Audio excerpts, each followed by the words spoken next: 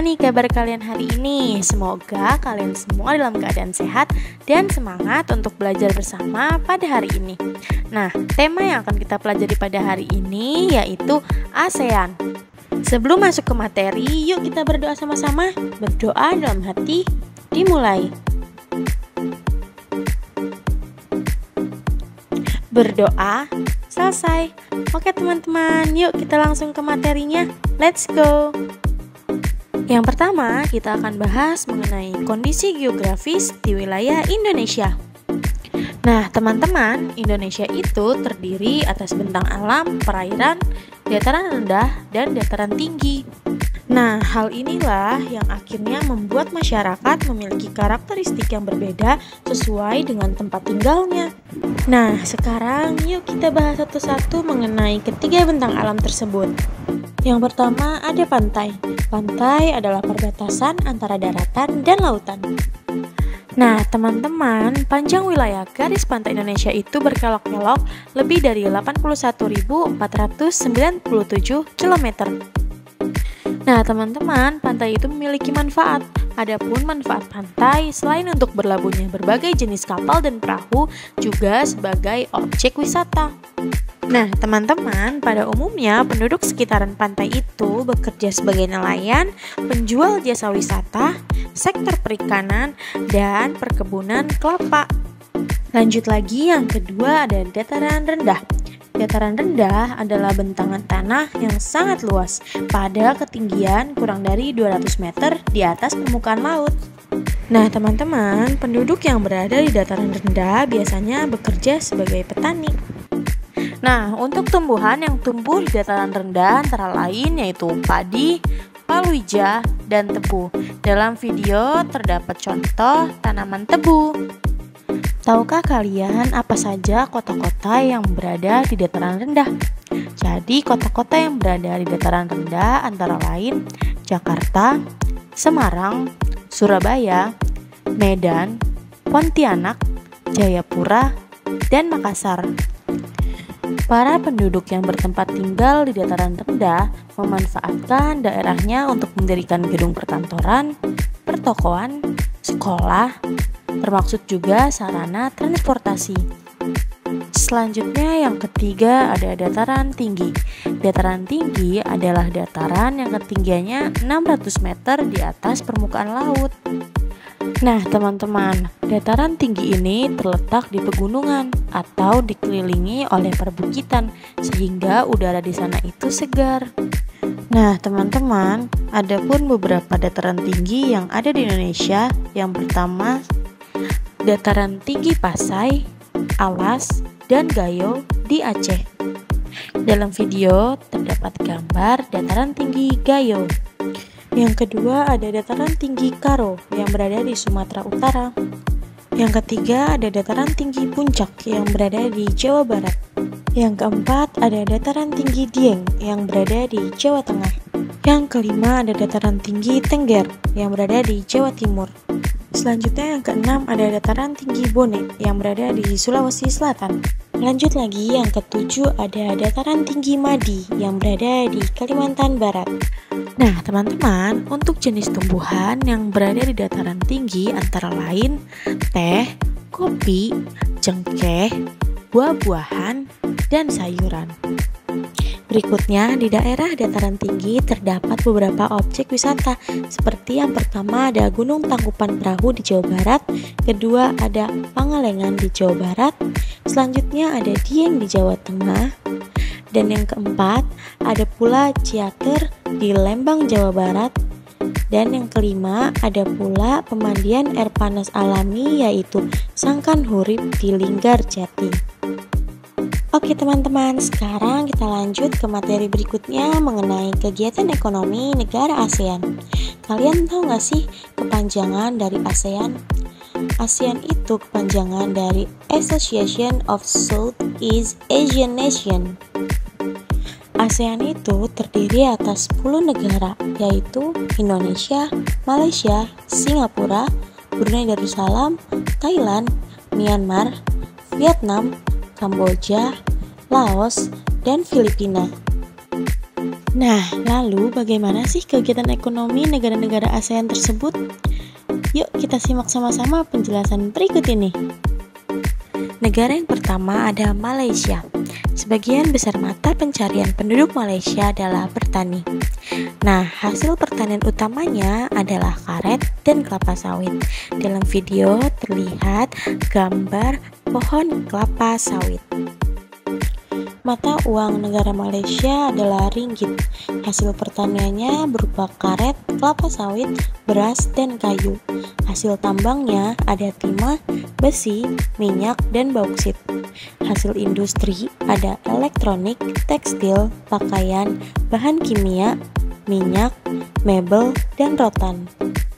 Lanjut lagi, negara kedua ada Thailand. Mata uangnya adalah baht. Hasil pertaniannya ada beras, karet, jagung, tapioka, gula, rami, dan kelapa.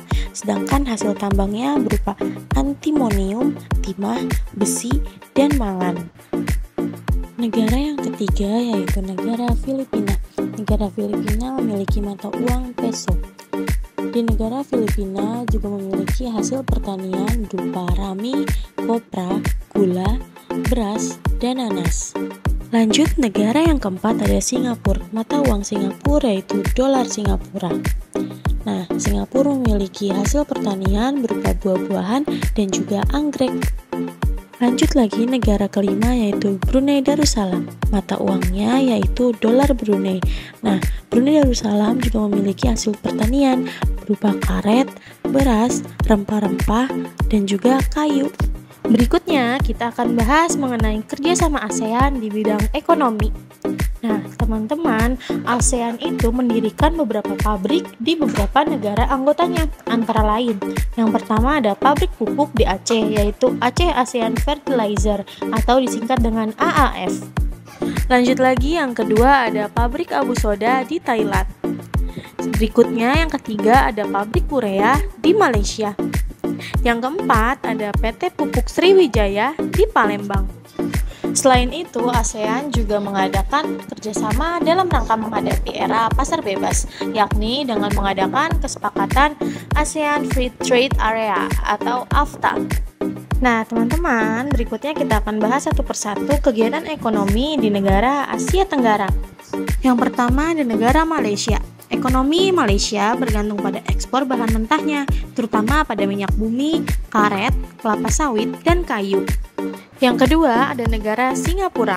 Kegiatan ekonomi di negara Singapura yang pertama adalah sektor perdagangan, industri, dan juga jasa. Nah, teman-teman, Singapura merupakan negara yang memiliki pelabuhan paling besar di wilayah Asia Tenggara. Lanjut lagi ke negara yang ketiga ada Brunei Darussalam. Kondisi ekonomi di negara Brunei Darussalam ini sangat bergantung pada ekspor minyak dan gas alam. Lanjut lagi ke negara yang keempat ada Thailand. Kegiatan ekonomi utama penduduk Thailand adalah pertanian, kehutanan, perdagangan, dan industri. Yang kelima ada negara Myanmar. Myanmar merupakan negara agraris. Kehidupan ekonomi utama penduduk Myanmar adalah sektor pertanian, perkebunan, dan kehutanan. Berikutnya negara Vietnam. Kegiatan ekonomi utama penduduk Vietnam adalah pertanian dengan hasil utamanya padi. Yang ketujuh ada negara Kamboja. Kamboja merupakan negara agraris sehingga kegiatan ekonomi penduduk yang utama adalah petani. Nah, hasil pertaniannya berupa padi, jagung, kedelai, dan lada. Yang kedelapan ada Laos. Laos adalah negara agraris yang kegiatan ekonomi penduduknya adalah sektor pertanian. Hasil pertaniannya yaitu padi, jagung, dan tembakau. Yang kesembilan ada Filipina. Kegiatan ekonomi penduduknya adalah pertanian. Hasil pertaniannya berupa padi, tebu, kelapa, dan tembakau. Yang ke-10 ada Timur Leste.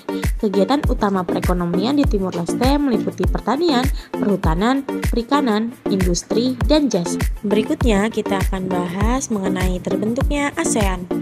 Jadi Indonesia bersama dengan Malaysia, Singapura, Filipina, dan Thailand pada tanggal 8 Agustus 1967 menandatangani Deklarasi Bangkok yang merupakan dasar terbentuknya ASEAN.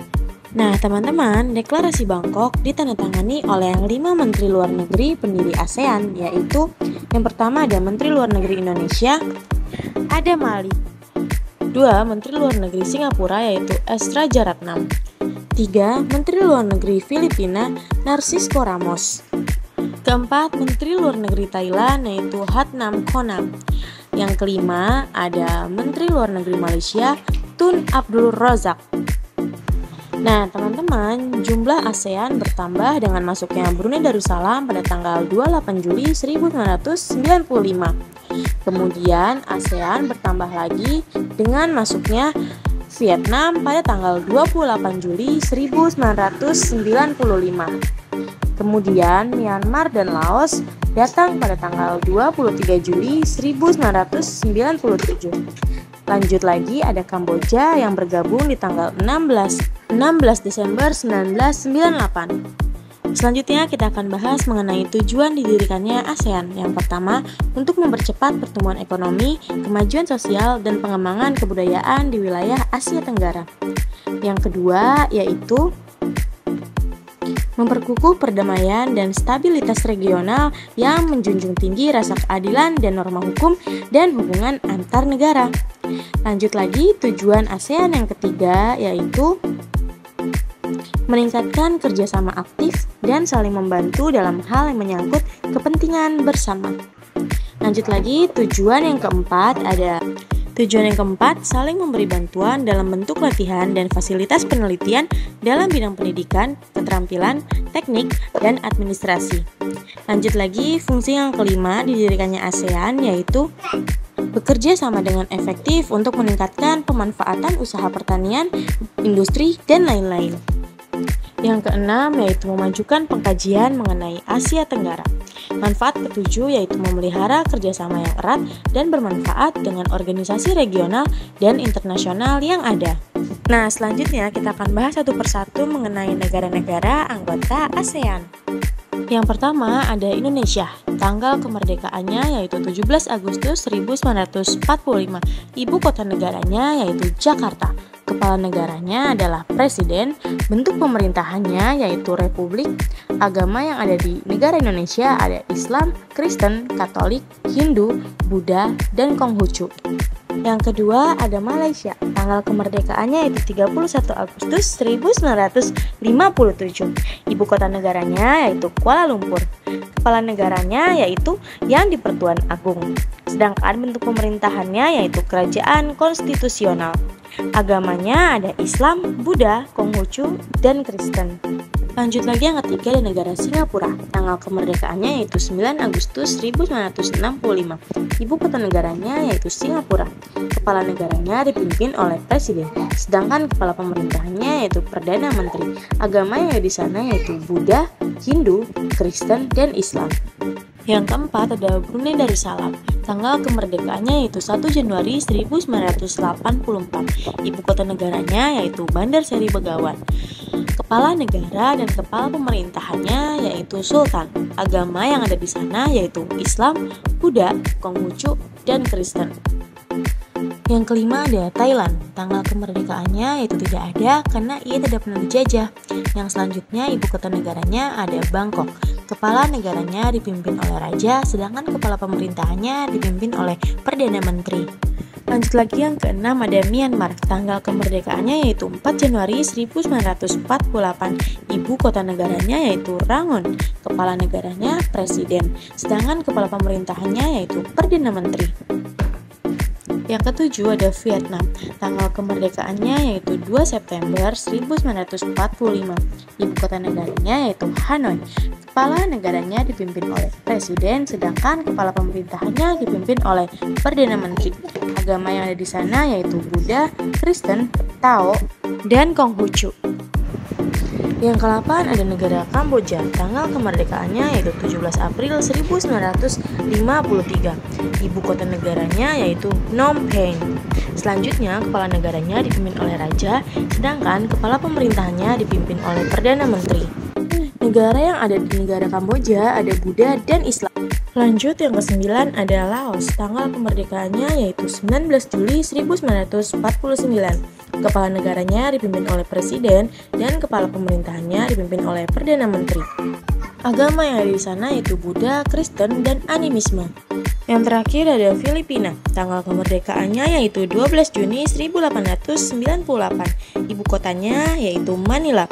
Kepala negaranya presiden dan kepala pemerintahannya juga presiden. Agama yang ada di sana yaitu Katolik dan Islam. Oke teman-teman, selesai sudah pembelajaran kita hari ini mengenai ASEAN.